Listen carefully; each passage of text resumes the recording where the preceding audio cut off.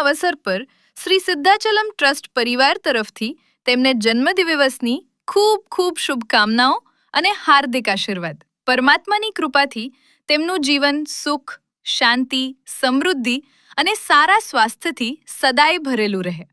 યુગ, તમને જન્મદિવસની ખૂબ ખૂબ શુભકામનાઓ. જો આ વિડીયો તમને પસંદ આવ્યો હોય તો જરૂરથી લાઈક કરો, શેર કરો અને તમારા પરિવારજનો તથા મિત્રો સુધી પહોંચાડો.